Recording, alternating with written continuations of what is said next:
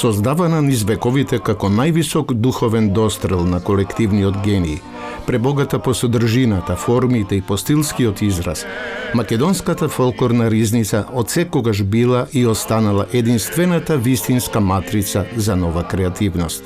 Силно ќе биде влијанието на традиционалниот музички идиом врз творештвата на познатите македонски класичари од 20 век, Трајко Прокопиев, Стефан Гајдов, Тодор Скаловски, Живко Фирфов, Љубомир Бранџелица, Јане Коџабашија и многу други. Чувствувајќи го сенсот на публиката, која што сепак беше желна за нови и поинакви визии на традиционалното творештво, на македонската музичка сцена ќе настапи нов бран кој ќе имплицира истражување, надградување и стилизирање на веќе познатото и обнародено фолклорно наследство.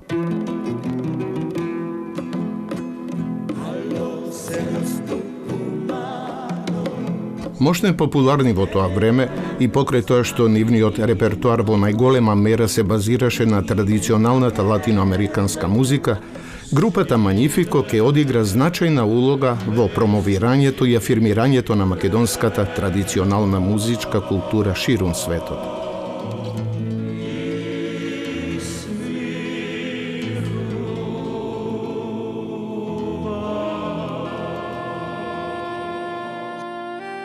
Неправилниот ритам и емотивниот набој во мелодијата ќе бидат предизвик за нови авторски докажувања и во џез музиката.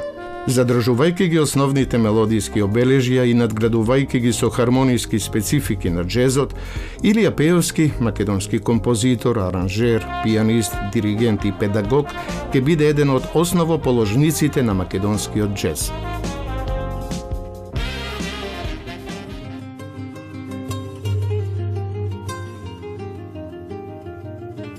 Сербез Донка, Не си го продавај колјо чифликот, Јанино, Минијатура за кавал и други, ќе останат автентичен пример за софистицирано користење на македонскиот фолклор и традиционалниот инструментариум во авторската џез композиција. Фантазија на две фолклорни теми од Дамир и Мери во изведба на македонскиот пианист од светски глас Симон Трпчевски ќе предизвика вистински овации кај публиката на повеќе светски меридијани.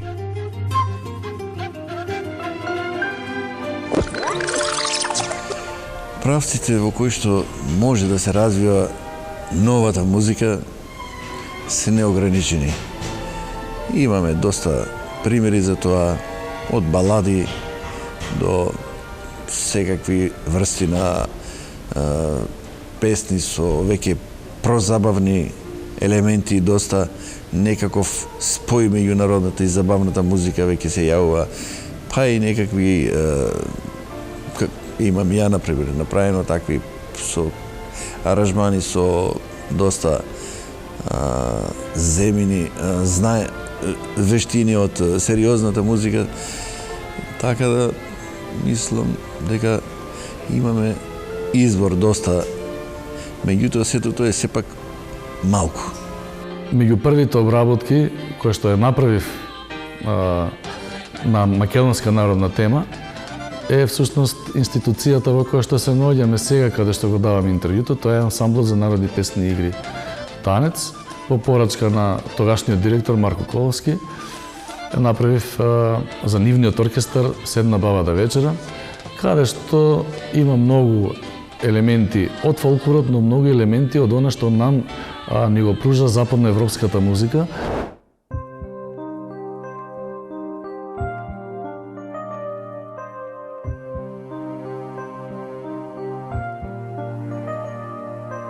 Кокан Димушевски, член на култната група Лепи Сол, композитор, аранжер и клавиатурист, и самиот ке биде еден од членовите на некогашната четворка која ќе објави свој соло албум во кој што ќе се имплементираат рефлексиите на импресивната македонска музичка традиција.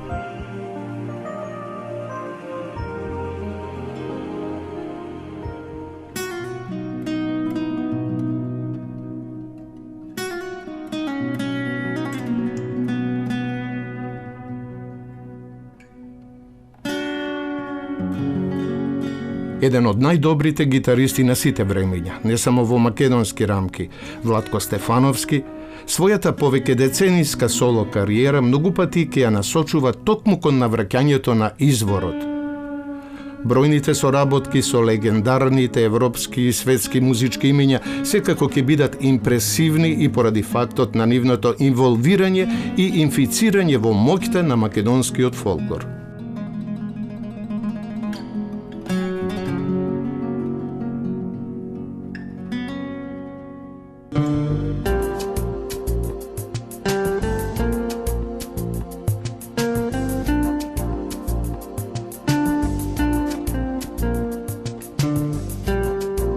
Бодан Арсовски со гајдаджијата со светско реноме Пеце Атанасовски, Сабит Тахири на дев, Зоран Јовановиќ Рима, бас, кларинет и сопран сакс, Александар Поп Христов, акустичен бас и Ѓорги Мишковски и Кокан Димушевски на клавиатури, ќе го промовираат СГ оркестра на македонската музичка сцена со албумот Недоглед во 1995 година.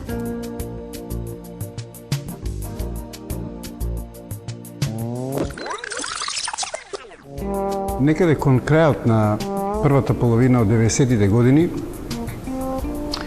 работев многу во своето приватно студио или денеска како го нарекувам во моето музичко ателје и често имав гости кои доаѓа, гостуваа, работеа на своја музика и на тој начин почнав да ги запознавам некои други музичари со кои не сум имал прилика порано да работам. Во тој контекст на едно снимање се појави Пеце Атанасовски, после тоа на едно друго, сосема друго снимање се појави Сабит Тахири, кој свиреше дев, потоа тука беше стално присутен мојот другар од Лепи Сол Кокан Димушевски, а после тоа во тоа време се во зародиш беше ова компјутерската програмирањето на музиката, така да и Ѓоле Мишковски се појави на едно снимање. Во секој случај имав една плејада на музичари кои стално беа присутни во студиото, а јас бев во една фаза креативна кога сакав да направам нешто самостојно. Значи тоа дружење со тие сите мои колеги кои потоа ми станаа многу добри пријатели допринесе да се роди тој албум наречен Недоглед, кој имаше 8 композиции и да ви кажам искрено да го работев цело време со голема доза на неупотреба на разум во таа работа. Употребувајќи модификација на традиционалниот фолклорен музички фрагмент со истражување и виртуозност во изградбата на македонскиот неправилен ритам, Гарабет Тавитјан ќе додаде нова авторска визија на македонските антологиски теми од народната песна. Македонските ритми се најголемото богатство на Македонија. Значи, еден Бени Гудман, кој свира со својот оркестар врвен инструменталист, ја користи нашата песна, не си го продаде код од чифликот, што значи исто непарен ритам. Така да, тоа е само голем доказ дека они почитувале овие простори балкански, дека сватиле дека не си го продаде код од чифликот, е македонска песна. Значи, Македонија веќе од поодамна е присутна во светот, само што ете, мислам, кај нас не доаѓа тие информации у некоја голема мера, бидејќи, како да кажам, може би у некој друго време сме растеле и тоа беше кога се ствараше уопште музиката во светот. Јас мислам дека сето ова што сум направил за Македонија, ова што е отсвирено, младиве го сватиле, го свират и драго ми е што иде и понатака. Тоа што функционира, што се појават други етно форми, различито размишљање и така натака, употреба на ритми на некои други начини, али ние сме во тоа правиле во едно време во кое сме живееле и се надам дека од тоа ќе одат понатака другите генерации, ќе стварат некои нови шеми, други аранжмани и така натака.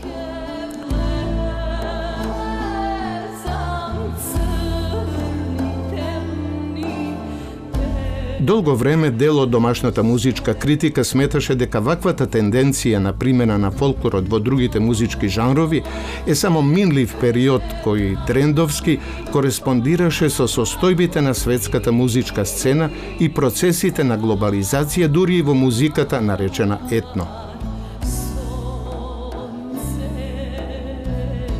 Но во овој контекст, токму потребата за потврдување и зачувување на националниот музички код во новото авторско творештво, ќе го потврди и дефинира овој правец како основа на препознатливиот стил на творење за голем број музички имења кои стануваат се побројни на домашната сцена.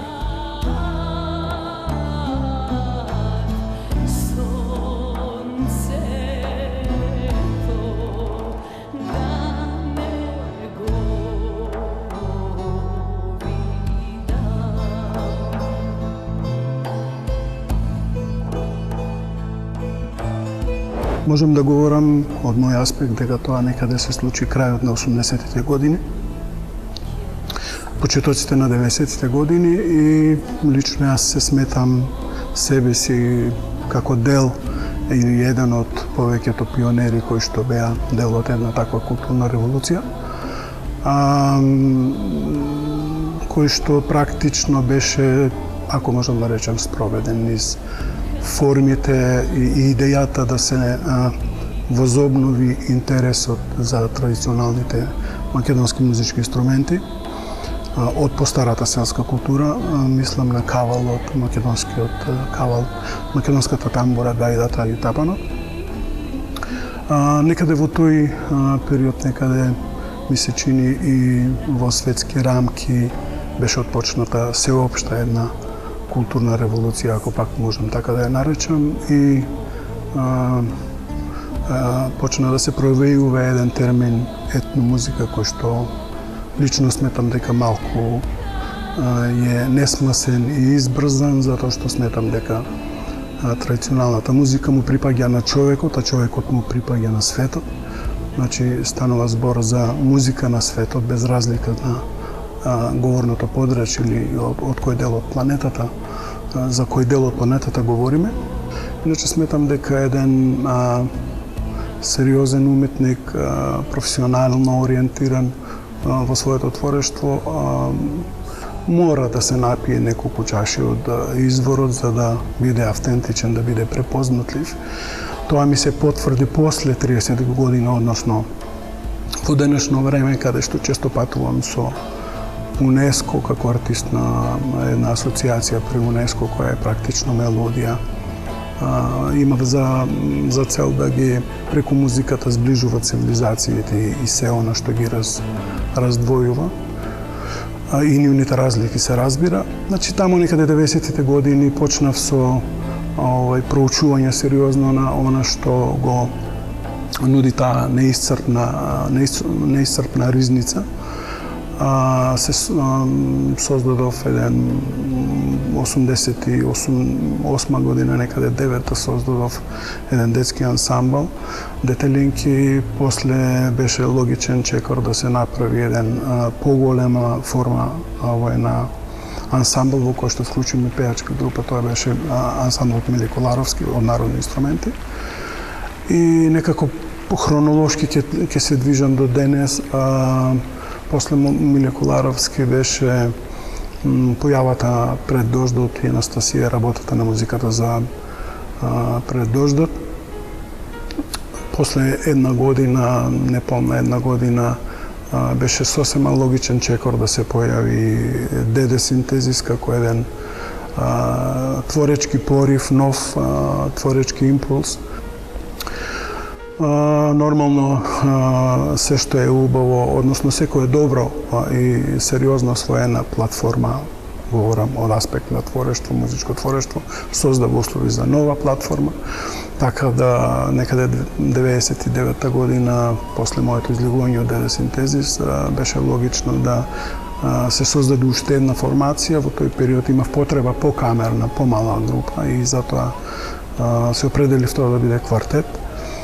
И ми се чини дека тоа беа некаде и моите зрели творечки, ако можам така да кажам, години од тој период, или почнавме веќе да ги береме благодетите од таа културна револуција, од тие плодови од цутовите кои што ни ги нудеше традиционалната музика, македонска традиционална музика.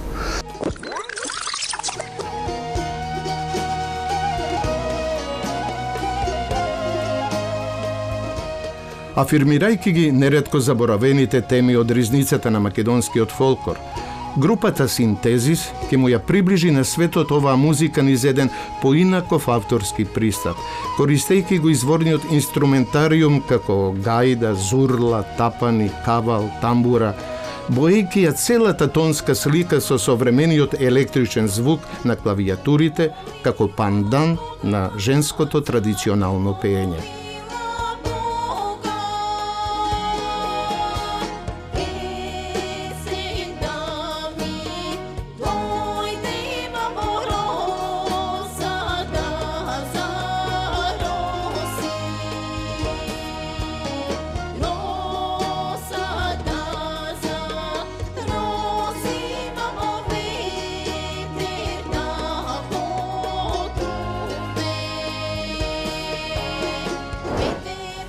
Идејата беше да се сочува македонскиот фолклор, бидејќи пред тоа учествував на многу фестивали надвор од Републиката и едноставно слушав како групите од Србија, од Хрватска го презентираат нашиот фолклор и едноставно не ми се допадна, знаејќи дека ние тоа најдобро можеме да го направиме.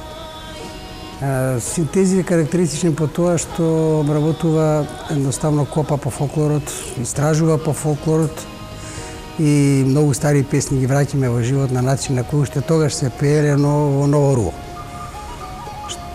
Што значи тоа ново руво? Значи нов аранжман, нов приод, нов звук кој можеме да им го доближиме на европските слушатели.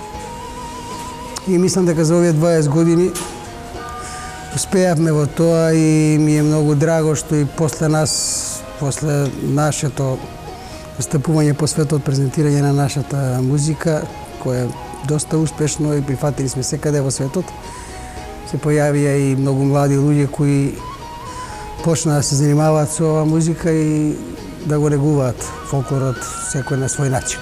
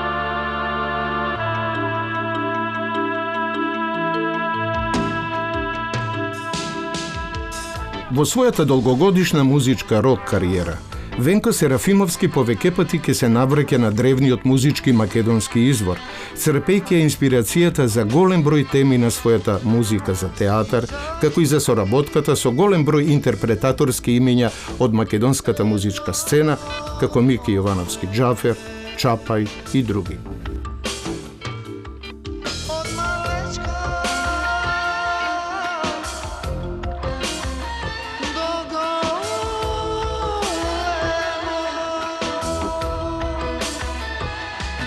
Бројни се имињата на автори, групи и поединци кои што, иако поголем дел од својата кариера и репертоар го градеа во други, поинакви музички правци, како постојана база на инспирација и во минатото и во денес, го имаат токму во исконската вокално-инструментална народна пракса.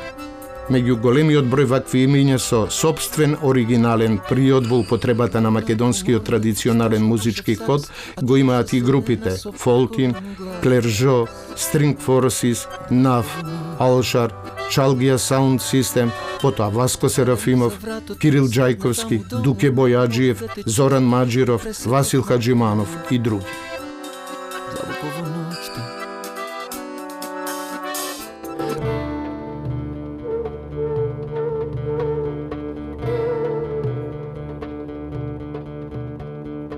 Во 2001 година во Охрид ќе се востанови и меѓународниот фестивал за етномузика, Балкански музички плоштад, поурнек на светските фестивали од ваков карактер, кои што ја промовираат традиционалната музика на народите ни современи, концептуални идејни решенија. Фестивалот Balkan Music Square или Балкански музички плоштад настана во 2001 година како резултат на сличните такви манифестации кои се одржува во соседните држави и како потреба да и Македонија се приклучи на еден таков тип на етнофестивали, каде што во уште првата година тој беше интернационален, каде што ќе доаѓаат групи пред се од Балканот и кои ќе ги свират и ќе носат и ќе пеат песни поврзани со корените на музиката од земјите од кај што доаѓаат. Од Европа во прво време немав многу гости, но веќе после петото или шестото издание на Балканскиот музички плоштад продефилираа имиња од Германија, Италија, Франција, од Бразил, од Турција, од Унгарија, од Полска, од Франција. Навистина еден богата листа на изведувачи, но секогаш постојано акцентот беше на балканската музика. Balkan Music Square упорно овие изминати 13 години упорно го држи тоа темпо на представување на најсвежото, најзначајното и најквалитетното од етномузиката не само од Балканот, туку и пошироко од Европа. Публиката постојано доаѓаше во еден те ист броја, тоа е околу 3000 луѓе секоја вечер, што значи во двете фестивалски вечери секој од неговите изданија го посетува отприлике 6000 луѓе, кои на еден или друг начин стана верна и традиционална публика на овој фестивал. Идејата кога го стартот 2001 година беше да на Европа, па и на светот им покажеме дека во овој дел живеат и покрај тие bad guys кои постојано прават неволји и нереди, и пошто не има на светските телевизиски канали, дека овде може да се случи една убава идеја за културно обединет Балкан. Balkan Music Sphere всушност беше заеднички именител на сето она што е етномузика на Балканот и пошироко.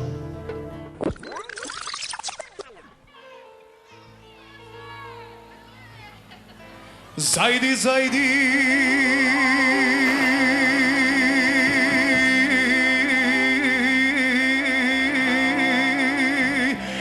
јасно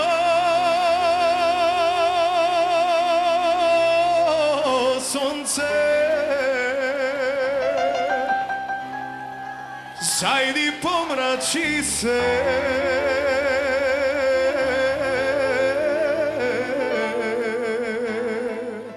Фасциниран од пребогатото културно и духовно наследство на сопствениот народ, Тоше Проески во 2006 година ке го издаде албумот Божилак, на кој ќе се најдат 14 антологиски теми, за кои што својот аранжмански подпис го ставија Илија Пејовски, Сони Петровски и Саша Николовски Ѓумар.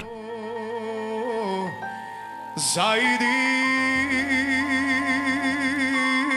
uda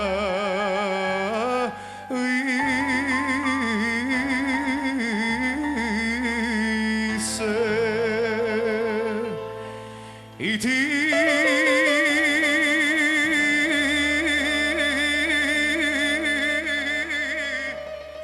jasna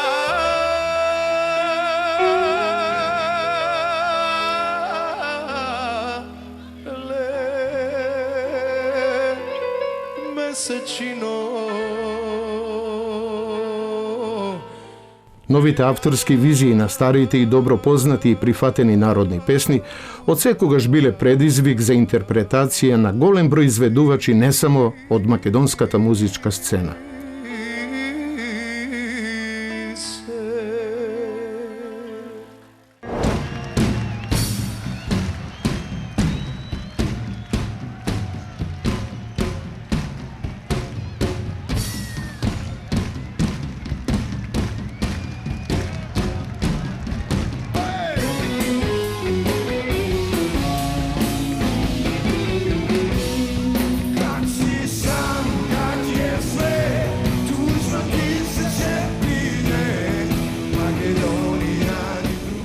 Па како што е веќе познато, потекнувам нели од музичка фамилија, втора генерација. Може би веќе во нашето семејство музиката се работи можеби 50 години, следната година е јубилејна гара од 50 години активно творење и работење. И би рекол дека голем дел од тој половина век малтене е посветен на разработката и промоцијата на македонската народна музика и песна. Има многу музичари во светот и многу виртуозни, многу повиртуозни од нас, се разбира, бидејќи музиката е стара уметност, но кога ќе направите комбинацијата на тоа што они не го слушнале на тој начин е многу интересно и го зимате нивното внимание. Значи кога ќе настапиме јас и Гаро во некоја светска метропола со неправилните ритми, со македонската традиционална музика, неретко добивавме воодушевување и прашања од врвни инструменталисти кои не прашува како ја броите музиката, како го броите ритамот, каков е овој фолклор. Значи тоа беше многу привлечно за нив. Работејќи низ годините, повеќе од 200 или 300 концерти интернационални, дојдовме до една спонтанна идеја. Јас практично со брат ми и со татко ми на еден семеен ручек, зборејќи за креативните идеи и проекти што ги работиме, одеднаш кога дојдовме до идеја, си рековме зошто да не земеме најубавите македонски традиционални песни, да ги отпеат најголемите балкански уметници. Проектот Македонското срце кој чука во 7 осмини е несомнено од голем значај за Македонија, бидејќи почна како многу наивна идеја. Тоа беше како некој откровение во моментот, Гаро исто се сложи и почнавме околу идејата како би се реализирало тоа, кои се одговорностите, кои се тешкотиите и кои се бенефитите од таков проект. Нормално ние бевме понесени креативно од таа идеја и веднаш почнавме со Гаро јуниор да размислуваме како би го реализирале, кои артисти би биле, на кој начин. И веднаш тука почна идејата, тоа беше она иницијалната каписла. Успеавме да собереме дел од балканската елита, можеби скоро сите најбитни изведувачи кои што во историјата оставиле свој белег со свое творештво, со свое концертирање, со свој учество во легендарни проекти. И во тогашна Југославија и до ден денеска остана како најреномирани големи звезди, кои што со својот тираж, со својата статистика, со своите настапи се одделуваат од, за жал, се она што се случува понатака кога Југославија се распаѓа. И почнавме да комуницираме со балканските легенди, како Јосип Алисац, Желјко Бебек, Масимо Савич, Тереза Кесовија, Джејко Оксимовиќ, Хари Варешановиќ и многу други, да не ги набројувам сите. Како стапувавме во контакт со сите артистите, сите беа воодушевени. Пред се, првиот коментар што го добивавме е како ќе го исправам јас тоа. Тоа е многу тешко. Значи, во тој момент, иако веќе знаевме со искуството од Лебе Сол и многобројните патувања, тогаш увидовме каков е респектот према македонската култура од странство. Сите беа со голема одговорност, значи никој не рече ова лесно ќе го направам, значи не беше предизвик. Токму така и започнавме. Значи почнавме со секој артист посебно, патувавме на локации, во студија тие доаѓаа тука, можеби една композиција се работеше повеќе од месец дена, бидејќи беше предизвик една калено моме да се испее со точен нагласок, со дикција, со ритмика, како што тоа би приличило на една убава македонска песна, но сепак да го има карактерот на изведувачот кој што изведува. Значи Јосип Алисас конкретно е еден артист кој има еден дубок вокал, има специфичен начин на изговор и сакавме тоа да го доловиме, да она даде респект на нашата традиција. Значи автоматски така и се случи. Значи поминавме со повеќе од 20 можеби од најголемите балкански легенди кои сите ни направија чест, пред се ни дадоа доверба како артисти дека ние можеме да го направиме тоа и испадна многу успешно. Македонското срце кое чука во 7 осмини го собори историскиот рекорд на македонски проект пласиран на Балканот. Практично бестселинг проект во историјата на Македонија и најфантастично пласираниот и во Македонија. Значи доживеавме убав успех на 8 септември, кој што го работевме со Министерство на култура по повод 20 година независност, ги поканивме сите заеднички тие пејачи, направивме голем успешен спектакл, тоа беа повеќе од 60.000 посетители, самите пејачи беа видно возбудени од таквата цифра.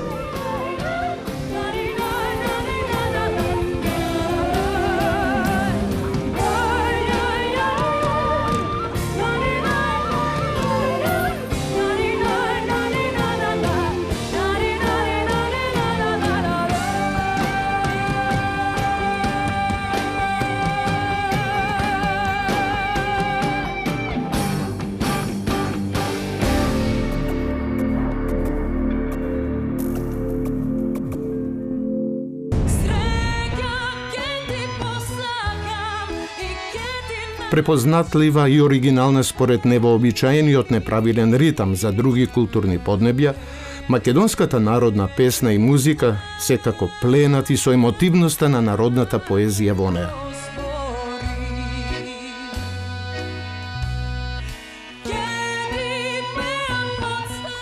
Токму поетскиот збор ке иницира создавање нови авторства според теркот на македонската народна песна.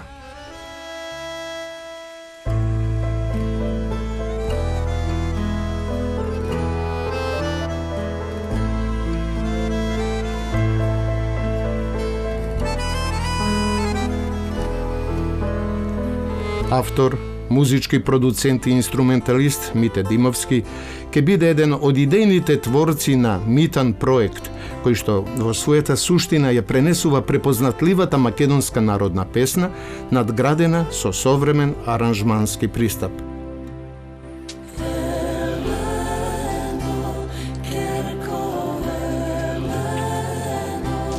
Добивајќи ја новата авторска димензија, изразена во аранжманскиот пристап, инструменталната виртуозност и импровизација, надградена со вокалните специфики на интерпретаторот, македонската традиционална музика ќе го заживее своето ново време.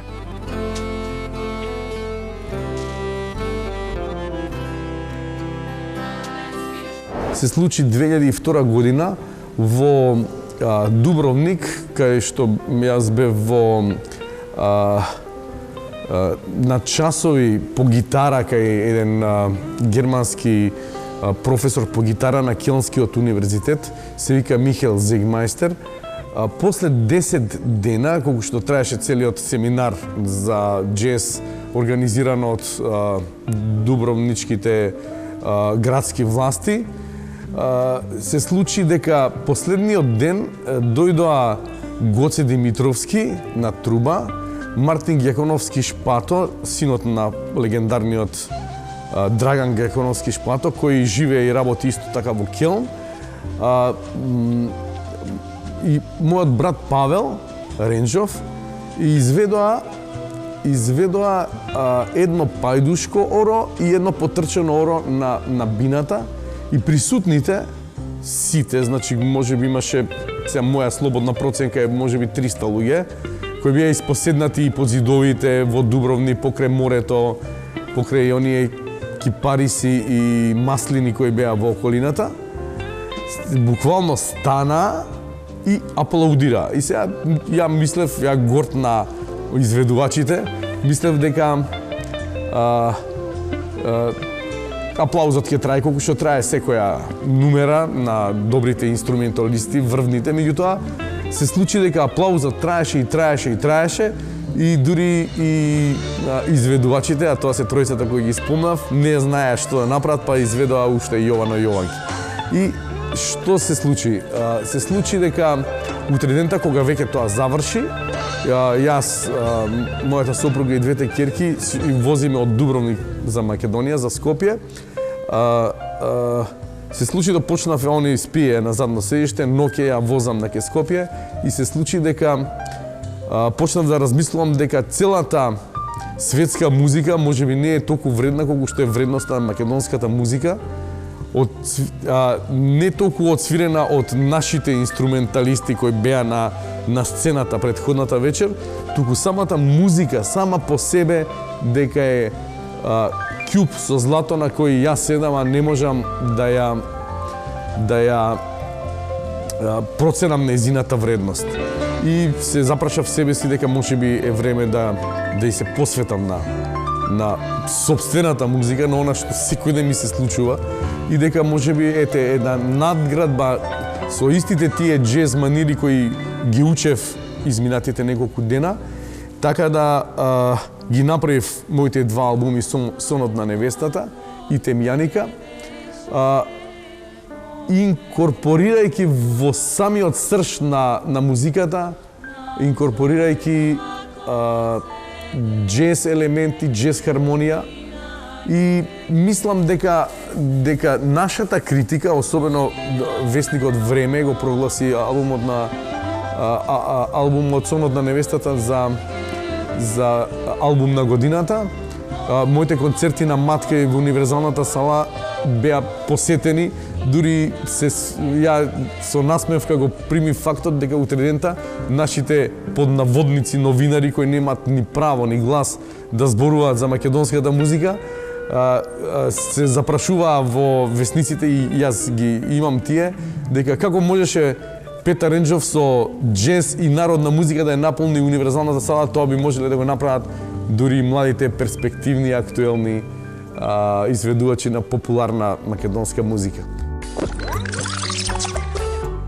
Новата и млада генерација на образовани музичари, кои што своето творечко искуство ќе го градат врз цврсто поставените темели на рустикалната и староградска музичка традиција денес, ќе станат едни од најзначајните афирматори на истата. Иако доаѓам јас од еден поинаков свет на забавната музика, народната музика од секогаш ми била една посебна желба и секогаш сум чекал некоја посебна прилика да ми се укаже, да можам и во тој свет малку да дзирнам, да учествувам. Една таква шанса ми беше работата на албумот Гласот на виолината на Зоран Џорлев и веднаш потоа оној дуетски албум Виолина и глас на Зоран Џорлев и Сузана Спасовска.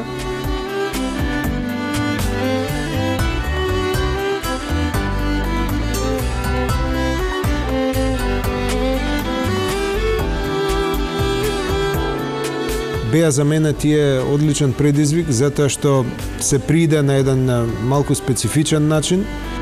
Зоран Џорлев е врвен мајстор на својот инструмент и секогаш сака малку поинаку да ги обработи тие теми. Има некои идеи кои мене ми се допаѓаат искрено. Тука беше врвниот мајстор исто Дамир Имери кој ги обработи нели овие песни на еден малку специфичен начин, што ми дадоа еден предизвик да се вклучам во тој проект.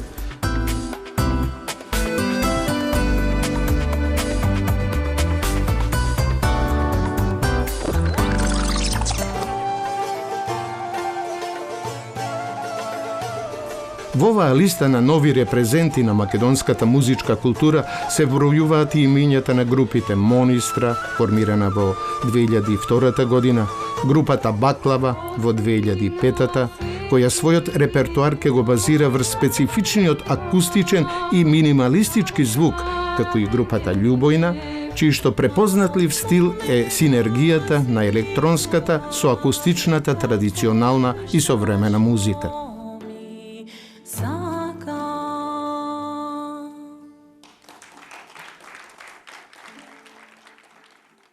Она што може да се направи во однос на традиционалната музика, ние го баравме во минимализмом, во едноставен звук.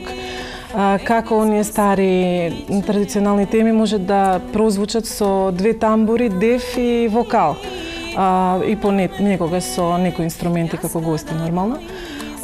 Така се создада оние хитови кои што се уште се можеби едни од најслушаните како Мори чупи кострчанки, Твоите очи Лено и така натаму. Она што го работиме со Баклава во иднина се повторни истражување на тема соединување на музиките на особено во нашето поднебје, значи од старата Отоманска империја, а секако и авторска музика, значи наши песни и текстови.